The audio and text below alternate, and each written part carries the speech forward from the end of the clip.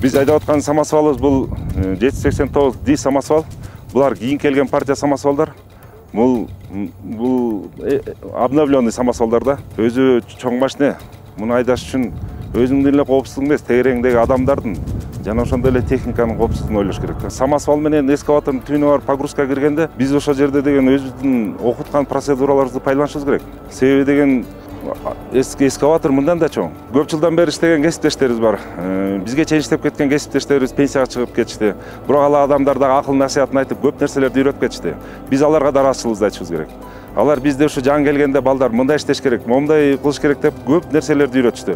Биз ошолордун көрсөтүп кеткен тажрыйбаларын азыркы күнгө чейин пайдаланып атабыз. Андан тышкары биздин эмне деген сменибизде көп киши бар. 200 эле киши бар биздин сменибизде. Андан тышкары 4 смен бар. Бирок ошо смендин ичинде дагы бизде ынтымагыбыз бар. Көп булуттуу жигиттерибиз бар.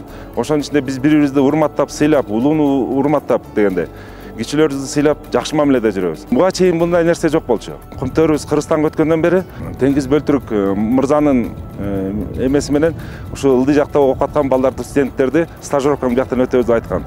Бул нерсени мен айтып аткан бул чогулушта айтылган сөз болчу.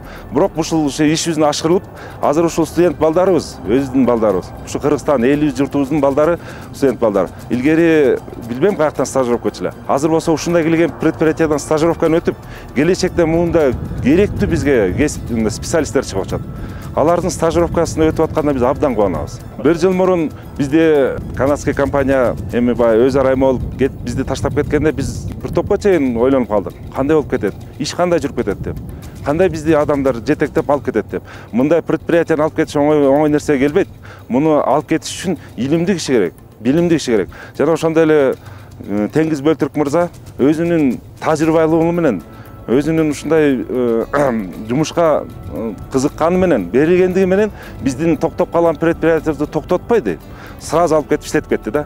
Ошо менен ушул күнгө чейин биз бардык кыйынчылыктарды чогуу жеңип, ушул күнгө чейин тынымсыз иштеп атабыз. Бизге эң негизги Теңиз Бөлтүрүк мырза илим жагынан көп эме кылды.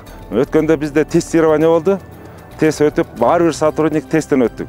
Экзамендерди тапшырып, анан жыйынтыгында ушу баары сыймыктандык, ушул билген илимибизден экзамендин натыйжасында ошол результатыбыз туура чыкты да. Мен ойлойт элем, ушу Кыргызстанда эң негизгиси ушу Кумтөрдөгүдөй тартип болсо, жана жумушка болгон ответственность болсо, балким башка жерде дагы ушундай производствобуз ачылып, оңолуп иштеп кетет элек.